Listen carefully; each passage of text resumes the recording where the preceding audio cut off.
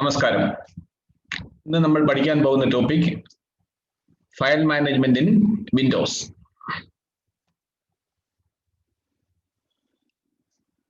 Objectives: understand folders and files, creating and saving a file, explore the files and folders on your computer, change file and folder views, edit, open, save, etc. in the case of files,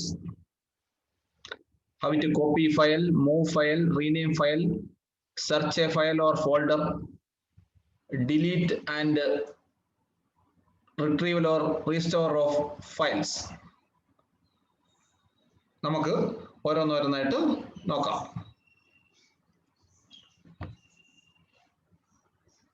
File management refers to the strategy and task that you use to organize and maintain the folders and files on a disk.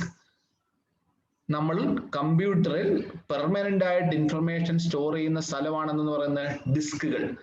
ആ ഡിസ്കിൽ organise ചെയ്ത് പ്രോപ്പറായിട്ട് maintain ചെയ്ത് store ചെയ്യാൻ ഉപയോഗിക്കുന്ന ആ മാർഗത്തെയാണ് നമ്മൾ എന്തെന്ന് പ്രതിപാദിക്കുന്നത്? File management. ആ രീതിയാണ് ഫയൽ മാനേജ്മെന്റ് എന്ന് പറഞ്ഞുകൊണ്ട് നമ്മൾ മനസ്സിലാക്കേണ്ടത്. You need to develop a strategy that enables you to quickly find the files you need.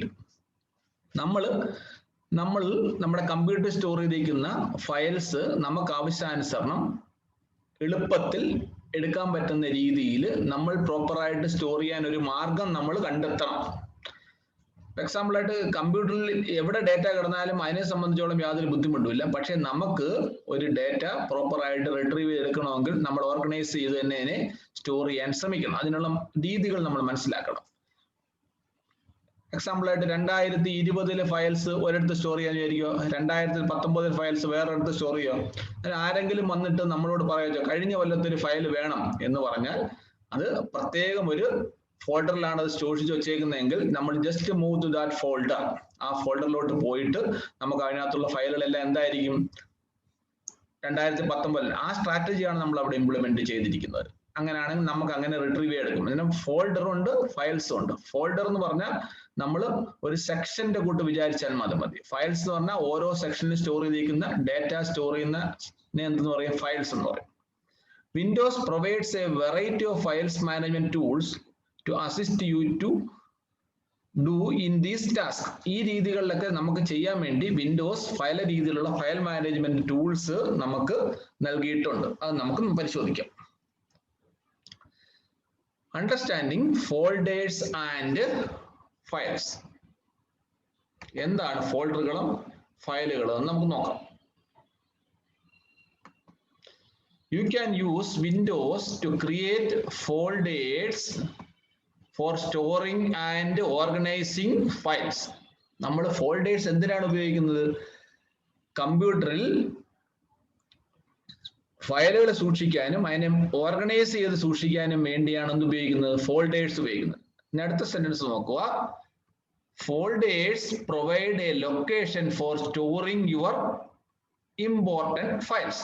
നമുക്ക് സ്റ്റോർ ചെയ്യാൻ വേണ്ടിയുള്ള ലൊക്കേഷൻ മാത്രമാണെന്ന് പറഞ്ഞാൽ ഫോൾഡർ എന്ന് പറഞ്ഞാൽ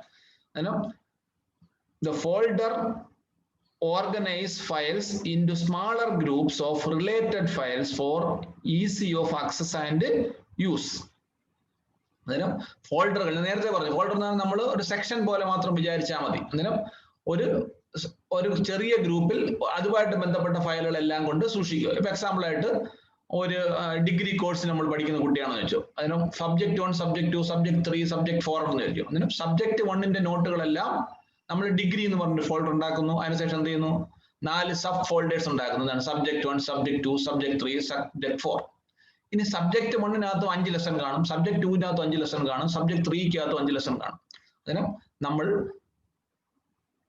സബ് ഫോൾഡറായ സബ്ജക്ട് 1-നകത്തുള്ള ലെസൺ 1-ഉം സബ്ജക്ട് സബ് ഫോൾഡർ ആയ സബ്ജക്ട് 2 ലെസൺ 1ഉം രണ്ടിന്റെ പേര് ഫയലുകളുടെ പേര് ഒന്നാണെങ്കിൽ രണ്ടും എൻ്റയർലി ഡിഫറൻസ് ആയ ഫയലായിരിക്കും. ഇങ്ങനെ നമുക്ക് റിലേറ്റ് ചെയ്ത് ഫയൽസ് ഗ്രൂപ്പ് ചെയ്ത് സ്മാളർ ഗ്രൂപ്പ്സ് ആക്കി സ്റ്റോർ ചെയ്യുന്നതിന് വേണ്ടി എന്ത് ഉപയോഗിക്കാം? ഫോൾഡേഴ്സും സബ് ഫോൾഡേഴ്സും ഉണ്ടാക്കാം.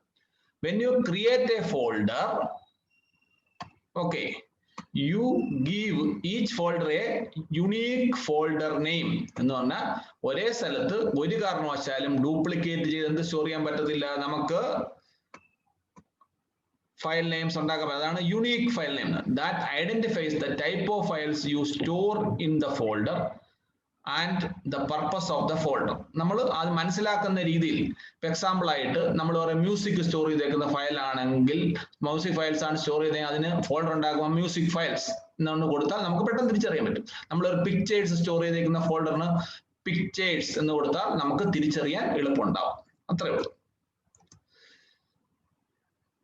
ഇനി you can use Windows 7 to create folders for storing and organizing files. നേരത്തെ നമ്മൾ മനസ്സിലാക്കി. A folder can contain other folders called what? Subfolders. എന്ന് പറഞ്ഞാൽ ഒരു ഫോൾഡറിനകത്തുള്ള ഫോൾഡറിനെയാണ് എന്തെന്ന് പറയുന്നത്? സബ് ഫോൾഡർ എന്ന് പറഞ്ഞാൽ. To further organize files into smaller groups. The term file hierarchy describes the logic and layout of the folder structure on a disk. അതിന് ഒരു file store ചെയ്യുന്നതിന്റെ ഹയറാർക്കിയാണ്, ഏത് രീതിയിലാണ്, ഏത് മെത്തഡോളജിയിലാണ് ഫയലിനെ സ്റ്റോർ ചെയ്തത്, അതിനാണ് ഫോൾഡർ സ്ട്രക്ചർ നമ്മൾ പഠിക്കണമെന്ന് പറഞ്ഞു. നമുക്ക് വരും സെക്കൻഡ്. ആൾവേസ് ഫയൽസ് ഒരു ട്രീ സ്ട്രക്ചർ മെത്തഡോളജിയിലാണ് സ്റ്റോർ ചെയ്ത് വെക്കുന്നത്. അതിനെക്കുറിച്ച് നമുക്ക് ഡീറ്റെയിൽഡ് ആയിട്ടുള്ള വരും സ്ക്രീനുകളിൽ നോക്കാം. Windows 7 provides a document folder on the hard disk drive. Hard disk ലാണ് നമ്മൾ permanent ആയിട്ട് information സ്റ്റോർ ചെയ്യുന്നത്. Where you create folders and subfolders for your files. Automatically Windows നമുക്ക് പ്രൊവൈഡ് ചെയ്യുന്ന ഒരു ഡോക്യുമെന്റ് സ്റ്റോർ ചെയ്യുന്ന ഒരു സ്ഥലത്തിന്റെ പേരാണെന്ന് പറയുന്നത് ഡോക്യുമെന്റ് ഫോൾഡർ. ഈ ഡോക്യുമെന്റ് ഫോൾഡറിൽ നമുക്ക് ഫോൾഡേഴ്സും സബ് ഫോൾഡേഴ്സും ഉണ്ടാക്കാം. അവിടെ നമുക്ക് ഇഷ്ടാനുസരണം എന്ത് ചെയ്യാം? ഫയൽസ് സൂക്ഷിക്കാം. ഇനി the most programs automatically assume you want to save and open files in the document folder. നമ്മൾ സാധാരണ ഉപയോഗിക്കുന്ന ഫയൽസ് എവിടെ കൊണ്ട് സ്റ്റോർ ചെയ്യുക? എപ്പോഴും ഉപയോഗിക്കുന്നതാണെങ്കിൽ എന്ത് ചെയ്യാം? നമുക്ക് എന്ത് ചെയ്യാം? സേവ് ചെയ്യുകയും ആവശ്യമുള്ള ഓപ്പൺ ചെയ്യുന്ന എവിടെ കൊണ്ടിടാം? ഡോക്യുമെന്റ് ഫോൾഡറിൽ കൊണ്ടിടാം. Windows provides other folders for storing other type of files such as എന്തൊക്കെയാണ്? Music files. ഡോക്യുമെന്റ് ഫയൽസ് ആണ് ടെക്സ്റ്റ് ഫയൽസ്. മ്യൂസിക് ഫയൽസ് കൊണ്ടിടാൻ, പിക്ചർ ഫയൽസ് കൊണ്ടിടാൻ, വീഡിയോ ഫയൽസ് കൊണ്ടിടാൻ. ചുരുക്കി പറഞ്ഞാൽ ഒരു ഡോക്യുമെന്റ് ഫോൾഡർ ഉണ്ടാവും, ഒരു മ്യൂസിക് ഫോൾഡർ ഉണ്ടാവും, പിക്ചർ ഫോൾഡർ ഉണ്ടാവും, ഒരു വീഡിയോ ഫോൾഡർ ഉണ്ടാവും. ഓക്കെ, ഇതാണ് file hierarchy of file hierarchy. എങ്ങനെയാണ് കണ്ടില്ലേ? ഇവിടെ ഒരു ഏറ്റവും ടോപ്പിലായിട്ട് ഒരു കൺസെപ്റ്റ് ഉണ്ട്. എന്താണ്? അതൊരു ഫോൾഡർ ആണ്. ഇവിടെ ഡോക്യുമെന്റ് എന്ന് പറയുന്ന ഒരു ഫോൾഡർ ആണ്. ആ ഫോൾഡറിന്റെ സബ് ഫോൾഡറുകളായിട്ട് എന്തുണ്ട്? കുറെ ഫോൾഡർ ഉണ്ട്. For example correspondence, quest speciality, travel, tours. അതിന് ഇത് ഈ യെല്ലോ കളറിൽ കാണുന്ന എല്ലാം എന്താണ്? സബ് ഫോൾഡേഴ്സ് ആണ്. ഇവിടെ അല്ലാതെ ഈ സ്ഥലത്ത് കാണുന്ന എന്താണ്? അതിൽ അല്ലാതെ ടെക്സ്റ്റ് ഡോക്യുമെന്റ് പോലെ കിടക്കുന്ന ഒരു സാധനം ഡോക്യുമെന്റ് ആണ്. അതിനെന്ത് പറയാം? ഫയൽസ്. ചുരുക്കി പറഞ്ഞാൽ ഡോക്യുമെന്റ്സ് എന്നുള്ള ഫോൾഡറിൽ 3 സബ് ഫോൾഡറും ഉണ്ട്. എത്രമാണ്? 3 സബ് ഫോൾഡറും ഉണ്ട്. പ്ലസ് എന്താണ്? ഒരു ഫയലും ഉണ്ട്. ഓക്കെ, ഒരു ഫയലുണ്ട്. എത്ര സബ് ഫോൾഡർ ഉണ്ട്? 3 സബ് ഫോൾഡർ ഉണ്ട്. ഓക്കെ, ഇനി നമ്മൾ ടൂർസ് ഉള്ള സബ് ഫോൾഡറിൽ വീണ്ടും നമ്മൾ ഡിവൈഡ് ചെയ്യണം. എന്താ? Tour voucher, tour calendar, tour proposals പറഞ്ഞ 3 സബ് ഫോൾഡർ ഉണ്ടാക്കി. ഓക്കെ, ഇതെല്ലാം സബ് ഫോൾഡേഴ്സ് ആണ്. അതിന് നമുക്ക് സിമ്പിൾ ഇത്ര മനസ്സിലാവും. ഒരു ഫോൾഡർ ഉണ്ടെങ്കിൽ അതിന് ചൈൽഡ് ആക്കി വീണ്ടും എന്ത് ചെയ്യാം? സബ് ഫോൾഡേഴ്സ് ഉണ്ടാക്കാം. അതിനകത്ത് ഫയൽസ് സ്റ്റോർ ചെയ്യാം. അന്നേരം ഇങ്ങനെ ഈ ഫയൽ ഹൈറാർക്കിയെ സംബന്ധിച്ചുള്ള ഒരു ട്രീ സ്ട്രക്ചർ ഡയഗ്രം എന്ന് പറയും. ആൾവേസ് ഒരു പേരന്റ് ചൈൽഡ് റിലേഷൻഷിപ്പ് ഈ വിൻഡോസിന്റെ ഫയൽ ഹൈറാർക്കിയിൽ കീപ്പ് ചെയ്യാറുണ്ട്. അന്നേരം ഒരു പേരന്റ് ഫോൾഡർ, അതിന് സബ് ഫോൾഡർ, അതിന് വീണ്ടും സബ് ഫോൾഡർ, അതിന് വീണ്ടും സബ് ഫോൾഡർ, അങ്ങനെ ഉണ്ടാകാം.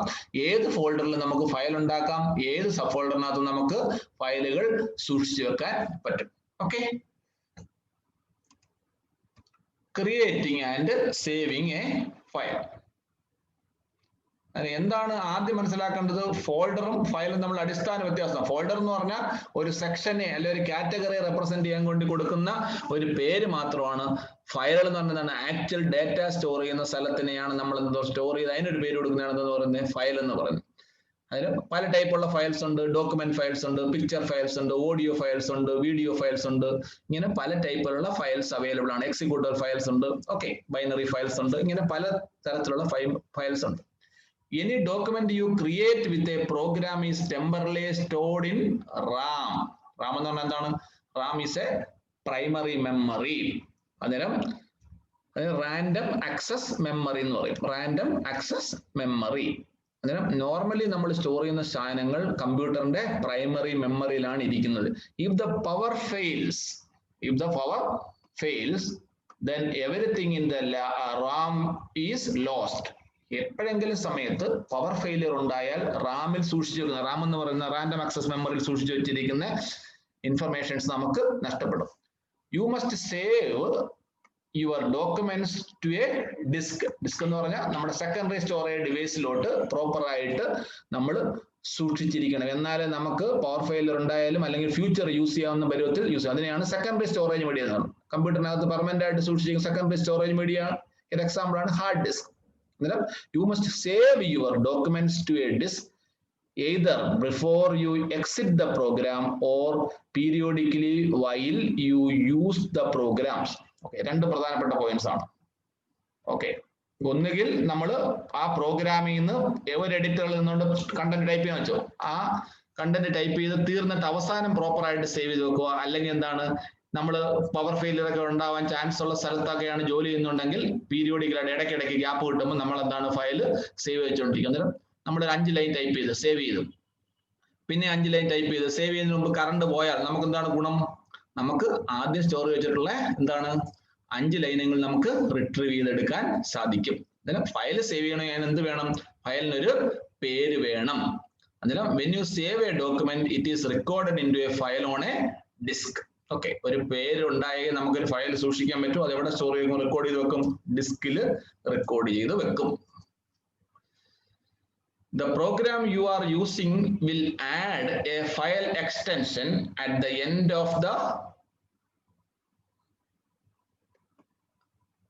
file you provide. നമ്മൾ കൊടുക്കുന്ന ഫയലിന് അവസാനം ഫയൽ നെയിം കൂടാതെ ഒരു എക്സ്റ്റൻഷൻ പാർട്ടും ഉണ്ടായിരിക്കും. എക്സാമ്പിൾ ആയിട്ട് ഡോക്യുമെന്റ് ഫയൽസ് ആണെങ്കിൽ .doc എന്നുള്ള എക്സ്റ്റൻഷൻ ആയിരിക്കും. ഓക്കെ, ഇപ്പം വീഡിയോ ഫയൽസ് ആണ് MP4 എക്സ്റ്റൻഷൻ ആയിരിക്കും. പിക്ചർ ഫയൽ ആണെങ്കിൽ PNG JPEG എന്നൊക്കെയുള്ള എക്സ്റ്റൻഷൻ ആയിരിക്കും. ഇങ്ങനെ ഓരോ സോഫ്റ്റ്വെയറിലും സ്റ്റോർ ചെയ്യപ്പെടുന്ന ഫയലുകൾക്ക് വ്യത്യസ്തമായ എക്സ്റ്റൻഷൻസ് ഉണ്ടാവാം. ഓർഡിനറി ടെക്സ്റ്റ് ഫയൽസ് ആണെങ്കിൽ TXT എക്സ്റ്റൻഷൻ ആയിരിക്കും.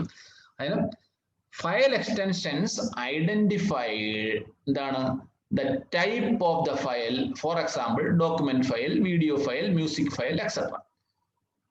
The file extension is a 3 or 4 letter sequence preceded by a period. Example ആയിട്ട് ഇവിടെ നോക്കിയാൽ അറിയാം, list.rtf. അവിടെ ലിസ്റ്റ് എന്ന് പറയുന്നതാണ് ഫയലിന്റെ പേരും, .rtf എന്ന് പറയുന്നതാണ് അതിന്റെ എക്സ്റ്റൻഷനും.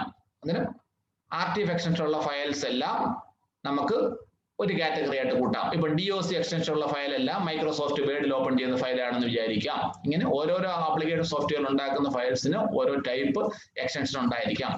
എക്സ്റ്റൻഷൻ വ്യത്യസ്തമായി നമുക്ക് എന്താണ് സെയിം ഫയൽ നെയിം ഒരേ ലൊക്കേഷനിൽ സ്റ്റോർ ചെയ്യാം. ഫോൾഡറിന്റെ കാര്യം പറഞ്ഞിട്ടുണ്ട്, ഒരേ പേരിൽ ഒന്നിൽ കൂടുതൽ ഫയൽസ് ഒരിടത്ത് സൂക്ഷിക്കാൻ പറ്റത്തില്ല. പക്ഷേ ഫയൽ നെയിം പാർട്ട് സെയിമും എക്സ്റ്റൻഷൻ ഡിഫറന്റ് ആയിട്ടും വേണമെങ്കിൽ നമുക്ക് സൂക്ഷിക്കാം. എക്സാമ്പിൾ ആയിട്ട് list.docയും list.txtയും എന്താണ് രണ്ട് ഫയലാണ്. ഒരു ഫയലിന്റെ ഫുൾ പേരെന്ന് പറഞ്ഞാൽ അതിന്റെ ബേസ് നെയിം പാർട്ടും എക്സ്റ്റൻഷനൂടെ ചേർന്നാണ്. എപ്പോഴും ബേസ് നെയിം പാർട്ട് കഴിഞ്ഞിട്ട് ഒരു ഡോട്ട് പിന്നെന്താണ് extension. Okay, you can use the following options to save a document. First time you save a document, this menu option or button displays a save as dialog box. നമ്മൾ ആദ്യം file എടുത്ത് save ചെയ്യാൻ പോകുമ്പോൾ automatically എന്തേ വരുള്ളൂ, save as ബട്ടണേ വരുള്ളൂ. കാരണം എന്താണ്, ആദ്യം സേവ് ചെയ്യുമ്പോൾ ഫയലിന് ഒരു പേരില്ല.